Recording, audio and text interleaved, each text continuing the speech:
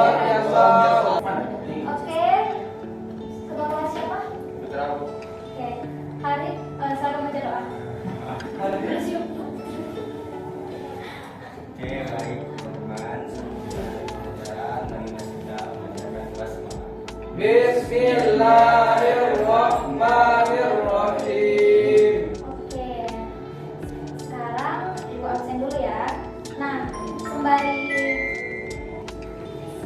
ibu absen, kepada anak ibu silakan keluarkan buku, kemudian tempat duduknya dirapikan agar kita belajarnya lebih tenang, lebih enak, dan mata ibu juga tidak sakit melihatnya. Oke, ibu absen ya. Harif, Putra, Zikri, Putri, Adit Bu, Tiara, Adit Bu, Dinda mana? Dinda, Sartika, di sini juga Bu tadi. Oke, berarti hadir semua kan? Hadir Bu.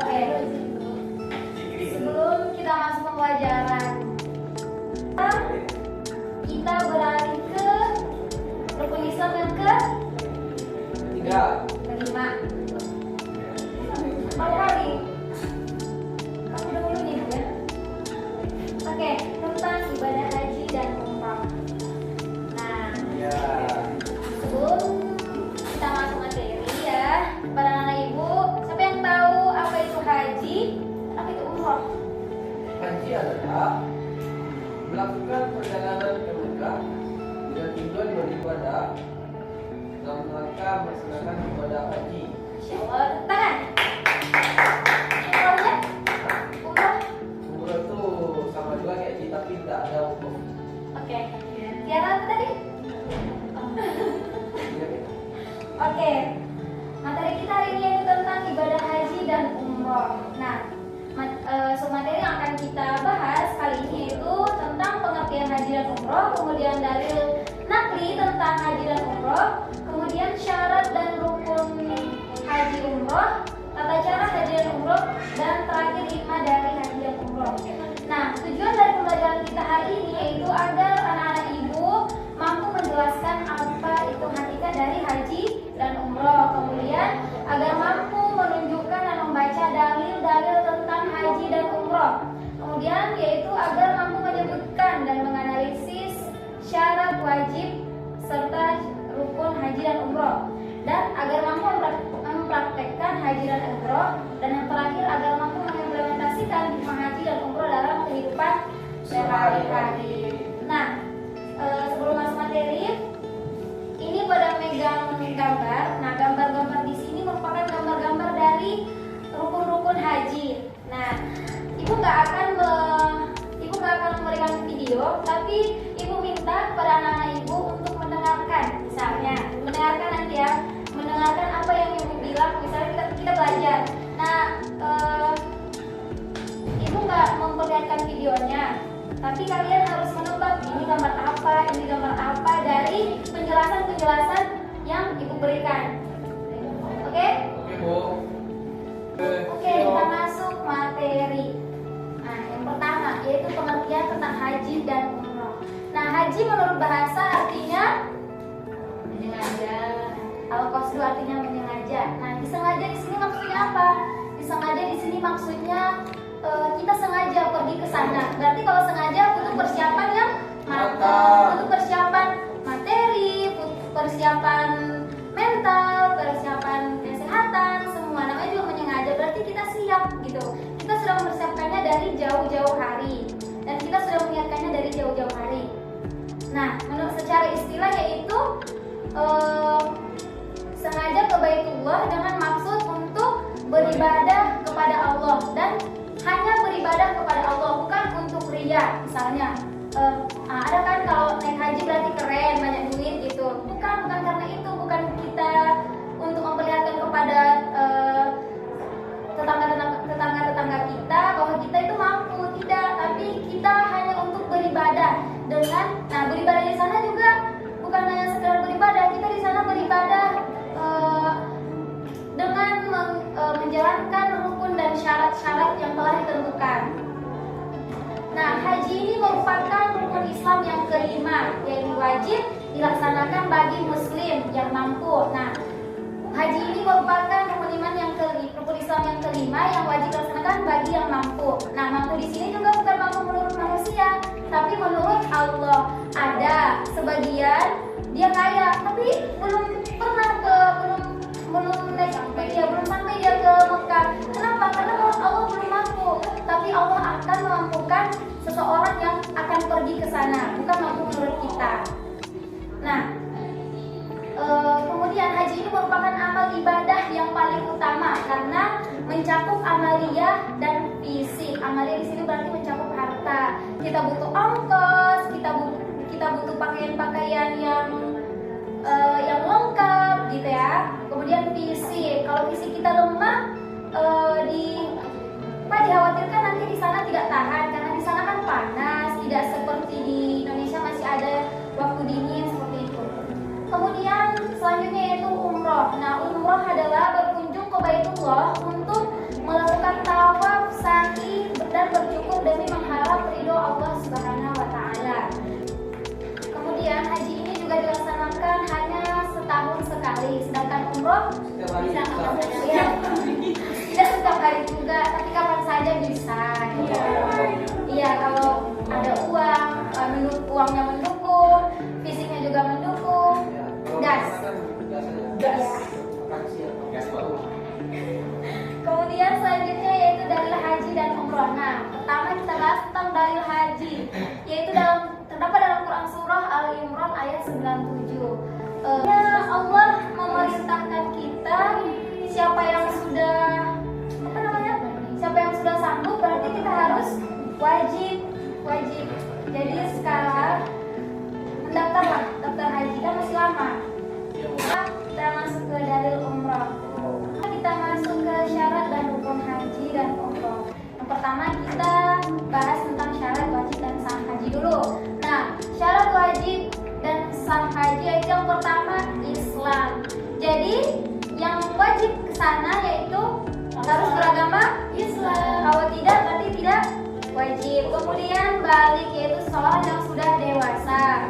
Kemudian yang ketiga yaitu berakal atau tidak gila atau dia bisa berpikirlah dengan baik. Kemudian seseorang yang merdeka. Kemudian yaitu seseorang yang istiqoah yaitu kuasa atau mampu melaksanakannya. Nah, selanjutnya kita masuk ke rukun haji. Nah, rukun haji yang pertama yaitu tentang ihram. Ihram artinya berniat. Nah, ihram artinya berniat. Berniat yaitu niatnya ini kita ingin melaksanakan haji. Kita niat melaksanakan haji. Kemudian di sini di ihram ini ditandai dengan pakaian seorang laki-laki dan seorang perempuan. Nah, jika seorang laki-laki pakaiannya itu tidak boleh apa? Seorang laki-laki tidak boleh pakaian seorang laki-laki tidak boleh berjahit dan hanya menggunakan 2 helai kain. Nah, satu kainnya disarungkan, kemudian satu diselendangkan. Oke, yang kedua kemudian tanda ihram yang untuk perempuan yaitu menutup seluruh badan kecuali wajah dan telapak tangan. Nah, jika ada seorang perempuan yang memakai cadar, maka ia harus wajib buka cadarnya karena jika tidak rukun hajinya tidak terlaksanakan. Hah? Iya, nggak boleh terbuka. Kemudian selanjutnya wukuf di padang Arafah. Nah, wukuf di padang Arafah yaitu mereka di sana beribadah, berzikir dan berdoa. Di sana disunahkan beribadah, berzikir dan berdoa ya. Nah, kerjakanlah. Kemudian yang ketiga yaitu tawaf. Tawaf berarti mengelilingi Ka'bah. Nah, ketika mengelilingi Ka'bah, ketika setelah wukuf di padang Arafah, jamaah haji mengelilingi Ka'bah. Oke. Kemudian selanjutnya sa'i. Sa'i artinya berlari-lari kecil atau berjalan-jalan santai dari Bukit Safa ke Marwah. Kemudian yang terakhir yaitu tahallul. Tahallul itu siapa yang tahu? Bercukur. Kemudian yang terakhir yaitu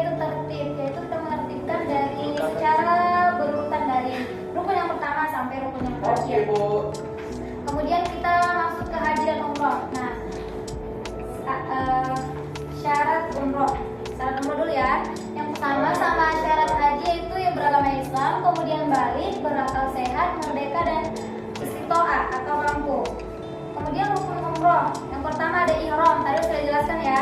Kemudian ada tawaf, sa'i, tahallul dan tertib. Nah di umroh tidak ada wukuf, karena wukuf hanya dilaksanakan ketika sedang berhaji saja.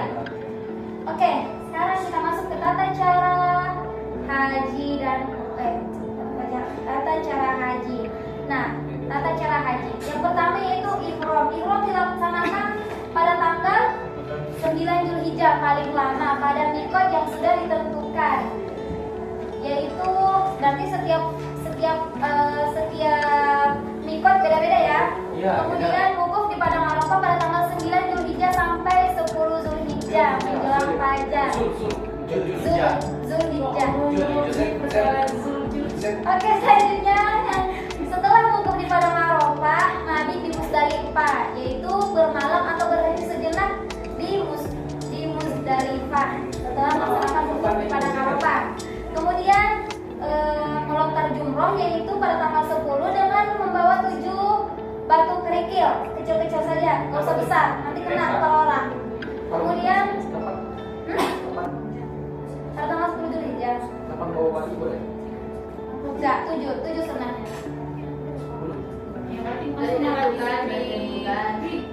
Kan itu.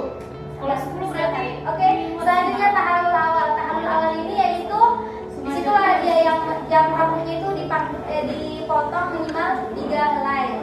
Kemudian tawaf ifadah yaitu dilaksanakan pada tanggal 10 Zulhijjah, yaitu mengelilingi Ka'bah. Kemudian sa'i yaitu berlari kecil dari Bukit Safa ke Marwah.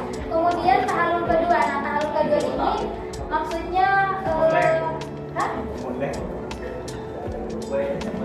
Iya, tahallul kedua di sini maksudnya kita bagi yang laki-laki tadi kan ketika berihram tidak boleh memakai pakaian yang berjahit. Nah, ketika setelah tahallul kedua sudah boleh bagi yang perempuan tadi yang pakai cadar awalnya dibuka. Nah, sekarang sudah boleh pakai cadar. Pokoknya tahallul kedua ini sudah dihalalkan larangan-larangan ketika sedang berhaji. Kemudian mabit di Mina. Kemudian kita masuk ke tata cara umroh, yaitu melakukan ihram dengan niat mikot makan yang ditentukan, masuk ke Masjidil Haram untuk melaksanakan tawaf, kemudian sa'i dan tahallul. Nah, oke, sekarang kita masuk ke hikmah diwajibkan haji dan umroh. Berarti segala sesuatu yang diperintahkan oleh Allah itu berarti mempunyai hikmah yang sangat baik untuk kita. Nah, hikmah yang pertama di sini yaitu mengikhlaskan seluruh ibadah. Nah, di sanalah kita mengikhlaskan seluruh ibadah kita hanya kepada Allah, bukan untuk ria, bukan untuk orang lain. Kemudian mendapat ampunan dosa-dosa dan balasan surga. Kemudian yang ketiga, dapat terbukanya wawasan. Maksudnya dapat terbukanya wawasan, di sana kan banyak tuh gedung-gedung atau sesuatu hal yang tidak kita ketahui. Nah, ketika di sana kita tahu gitu. Kemudian yang keempat itu menyaksikan berbagai manfaat bagi kaum muslimin. Kemudian yang kelima menyambut seruan Nabi Ibrahim alaihissalam. Kenapa Nabi Ibrahim? Kenapa dia? Kenapa tidak? Ya kan Nabi Ibrahim disuruh menjadi atas. Itu yang menjadi syariat. Kemudian Nabi Ibrahim juga yang membangun Ka'bah. Kemudian yang keenam yaitu saling mengenal dan saling menasehati. Nah, saling mengenal di sana kan tempat berkumpulnya seluruh umat manusia yang ada di dunia. Korea. Kemudian yang terakhir itu mempelajari agama Allah Subhanahu wa Ta'ala. Oke, materi kita sudah selesai. Karena Ibu sudah paham ya. Ibu izin menyimpulkan sedikit saja. Boleh Ibu. Sedikit saja. Nah, pelajaran yang dapat kita ambil dari materi kita ini yaitu bahwasanya kita beribadah itu hanya untuk Allah saja, bukan untuk orang lain, bukan untuk sombong, bukan untuk mengharap pujian dan sanjungan dari orang